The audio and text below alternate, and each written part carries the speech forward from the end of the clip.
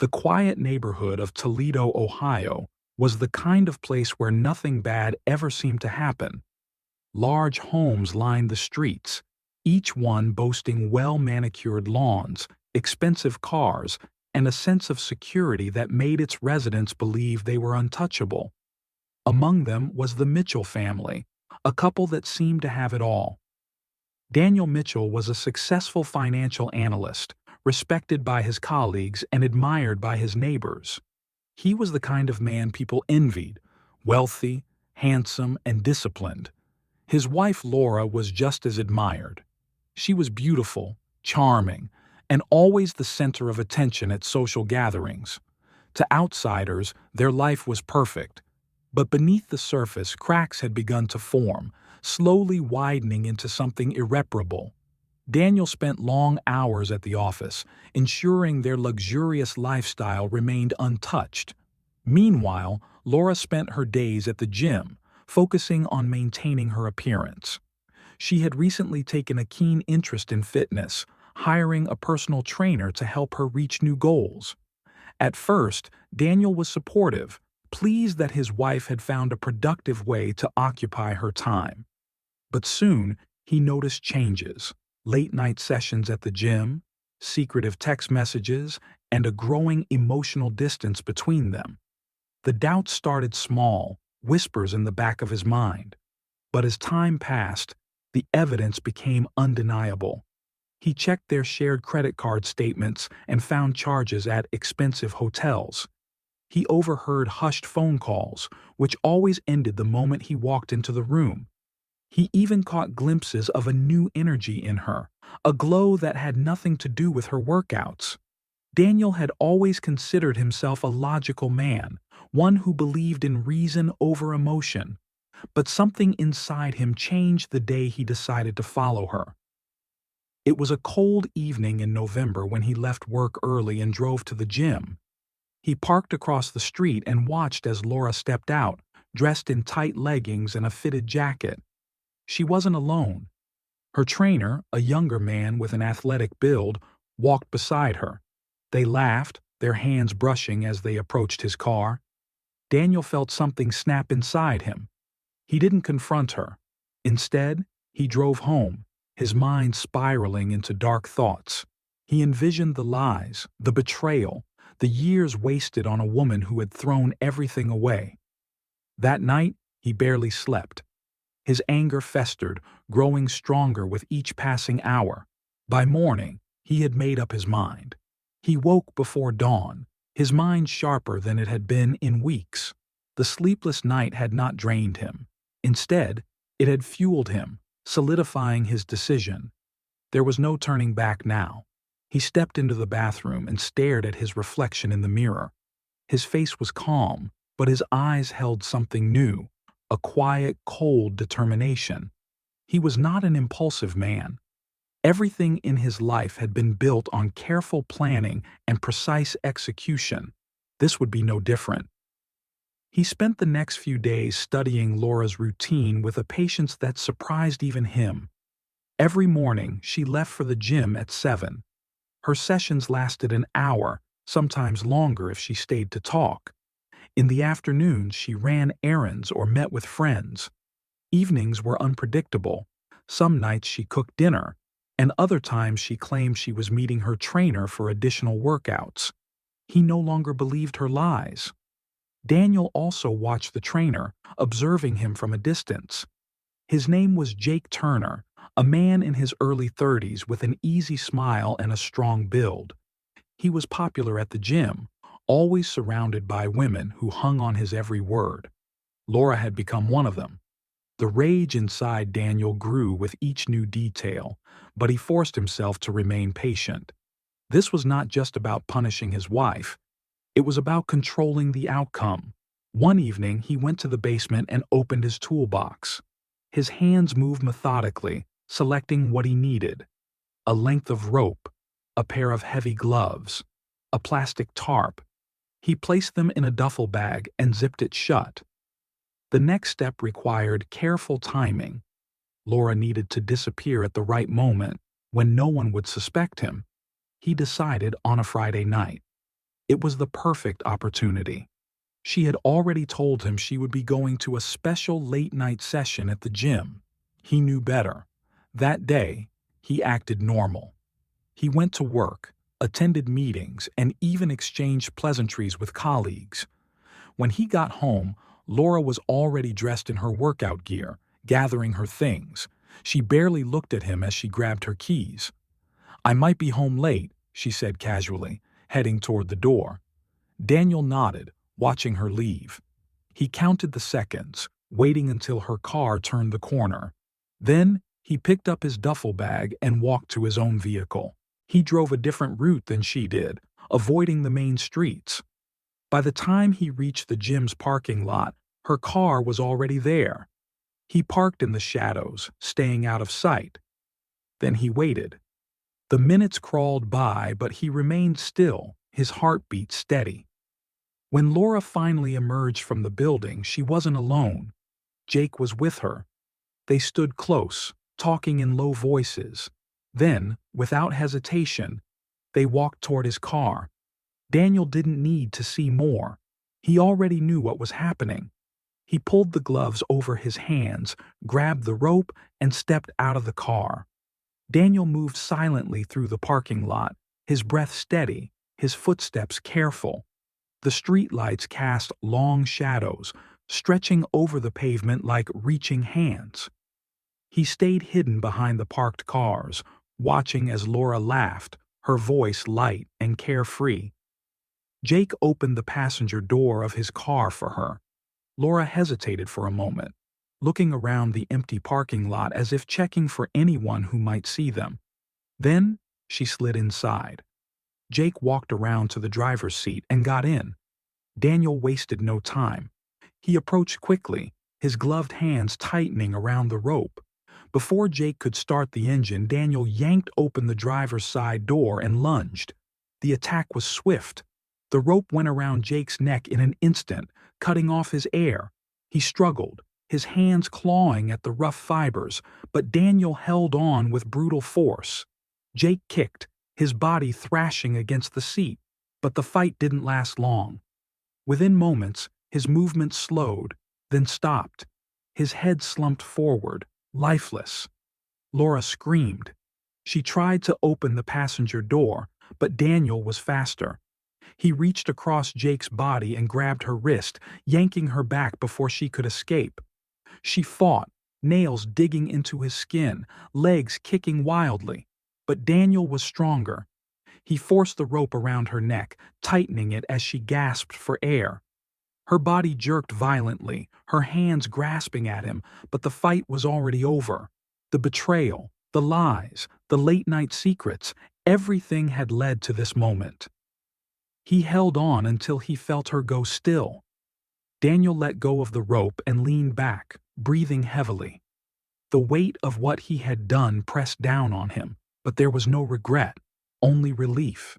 He had taken back control. But the job wasn't finished yet. He wiped the sweat from his forehead and glanced around the parking lot. It was still empty. He reached into his duffel bag and pulled out the plastic tarp. Moving quickly, he wrapped both bodies tightly, making sure not to leave any trace behind. Then he carried them to the trunk of his car. He worked methodically, just as he had planned. Once the bodies were secured, he took Jake's car keys and wiped down the interior, erasing any fingerprints he might have left. Then, he closed the door and left the vehicle exactly as it was. It would look like they had simply disappeared. He got into his car and started the engine. His hands were steady as he pulled out of the parking lot. He knew the perfect place to dispose of the bodies. As he drove into the night, he felt a strange sense of calm. Laura was gone. The betrayal was over. No one would ever know. The disappearance of Laura Mitchell did not immediately raise suspicion. Daniel played his part well. He called her phone multiple times, leaving concerned voicemails.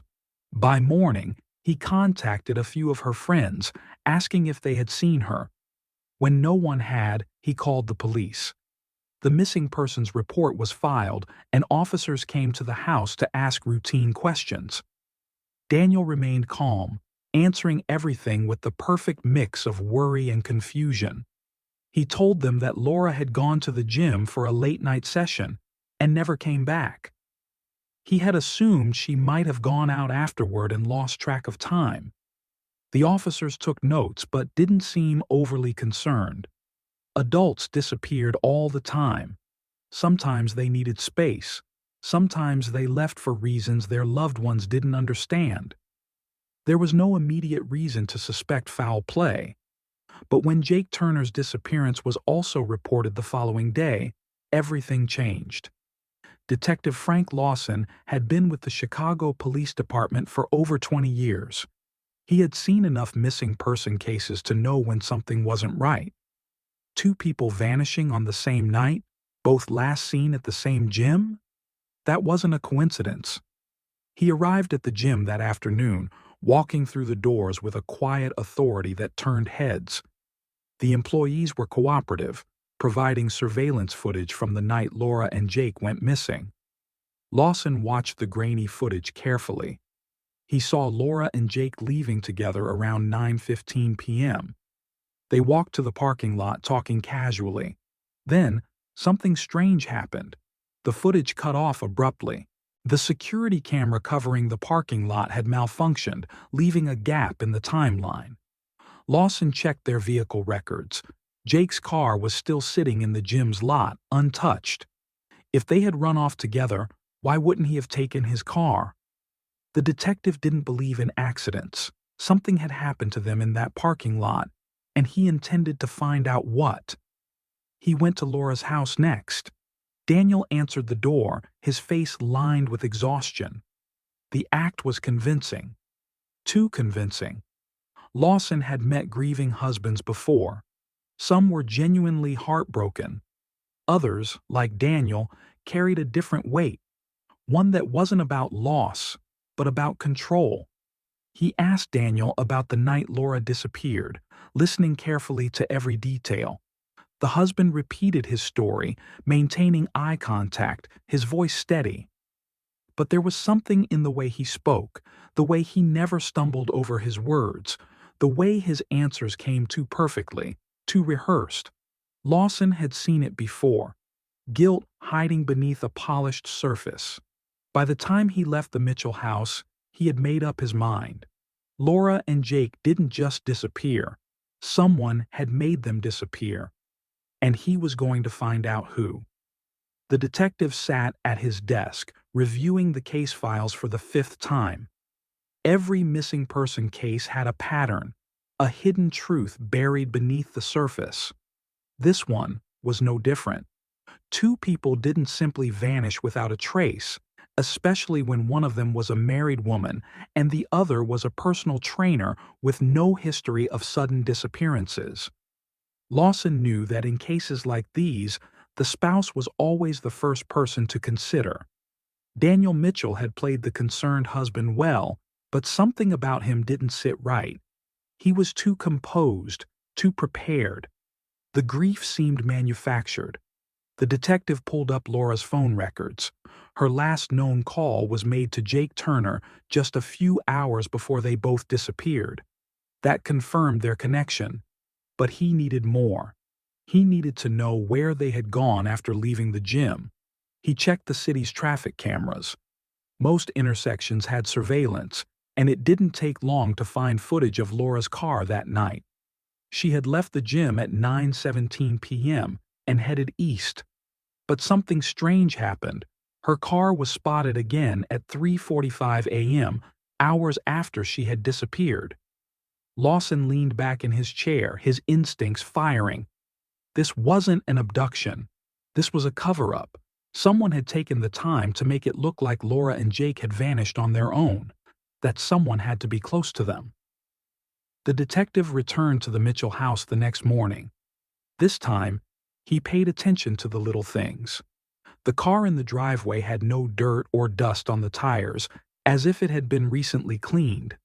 The inside of the home was pristine, almost too neat. Lawson asked Daniel to recount the night of Laura's disappearance again. The husband repeated the same details, word for word, too perfect, too rehearsed. "We pulled Laura's phone records," he said casually. "Her last call was to Jake Turner. You said she was going to the gym that night. Did you know she was meeting him?" Daniel's expression didn't change, but there was the slightest hesitation before he answered. It was brief, just a fraction of a second, but Lawson caught it. A man who was truly concerned about his missing wife wouldn't have to think before answering that question. The detective didn't press further. Instead, he walked through the house, his eyes scanning everything. He stopped near the back door, where a faint smell lingered. Bleach. It was subtle, but it was there. Someone had cleaned this area recently. Lawson turned to Daniel. "Mind if I take a look around?" As he stepped out into the backyard, he noticed something else. The soil near the fence had been disturbed, and the grass uneven. His eyes narrowed.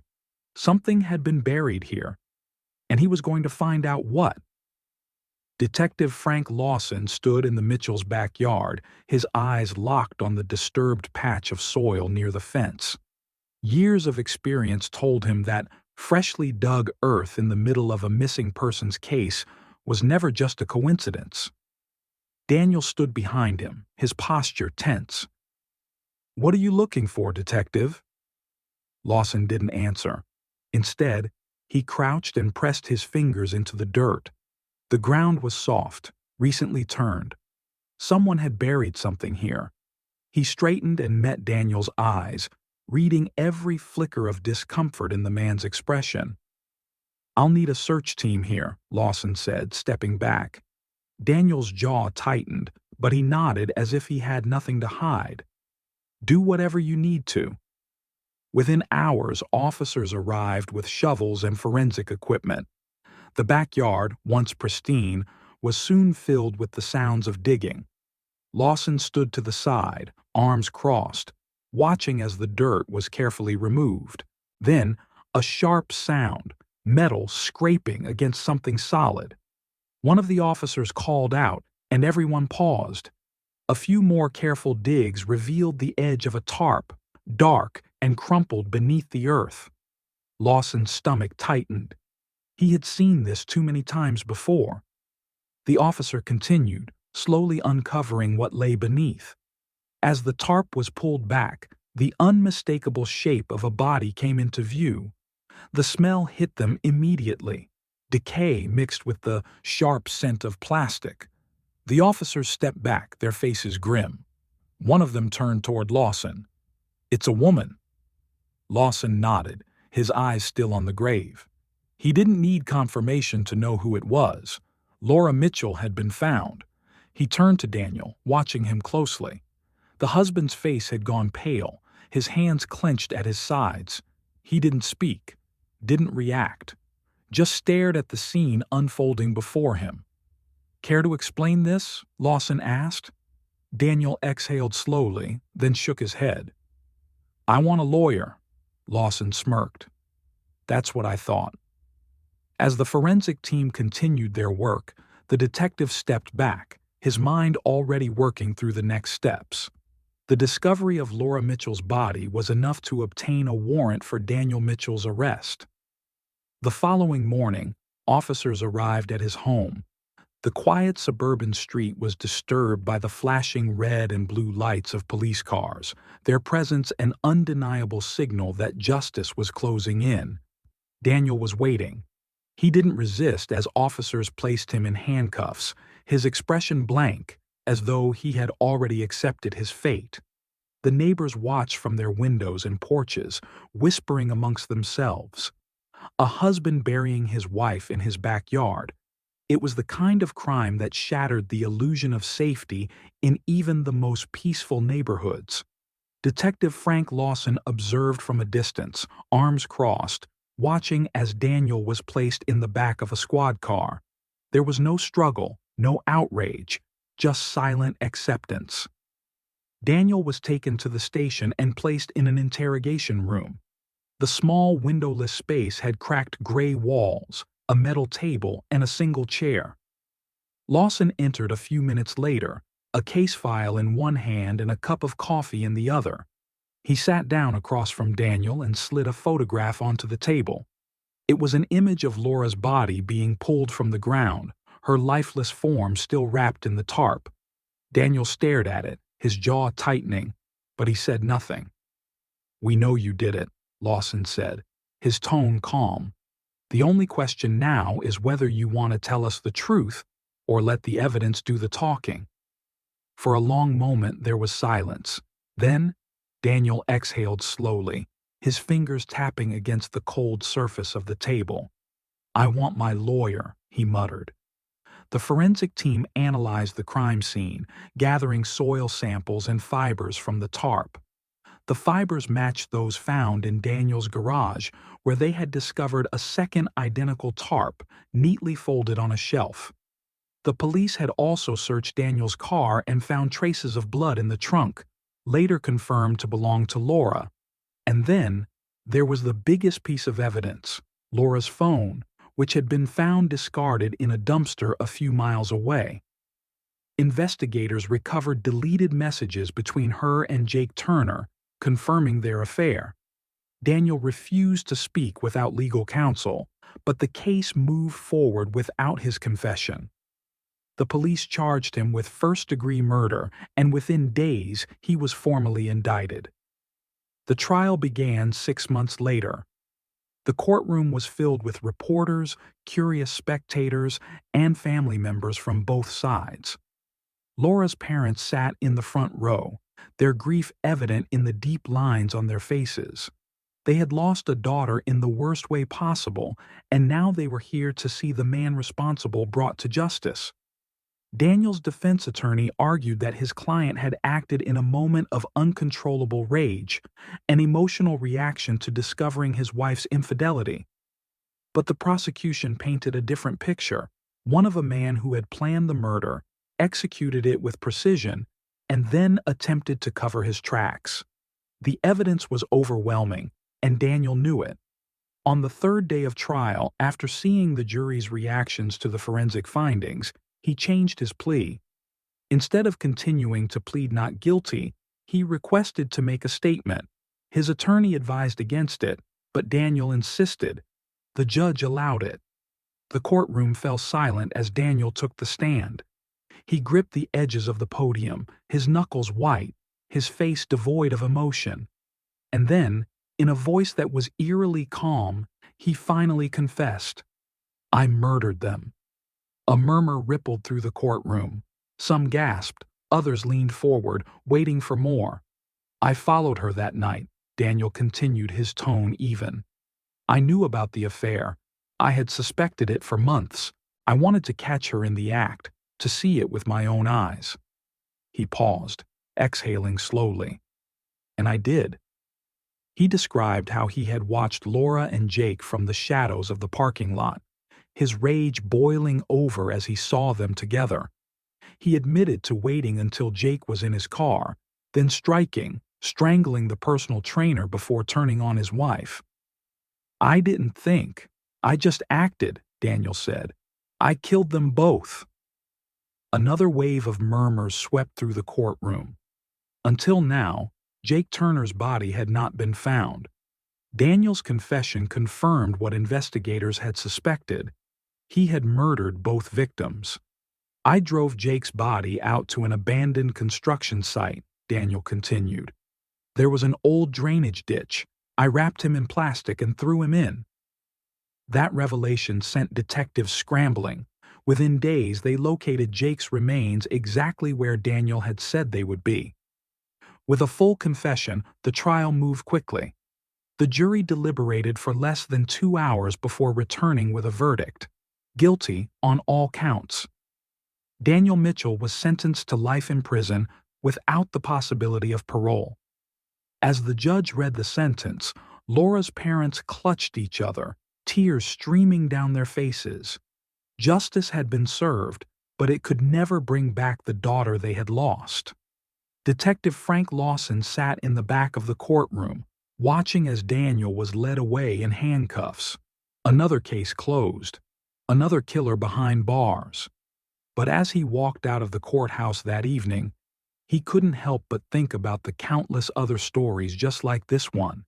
Stories of love, betrayal, and murder. Stories waiting to be uncovered. And he knew that soon there would be another. Thank you for listening to True Crime Pulse. Share your thoughts on the story, like and subscribe to the channel. Until the next episode when we bring you more crime stories, stay vigilant.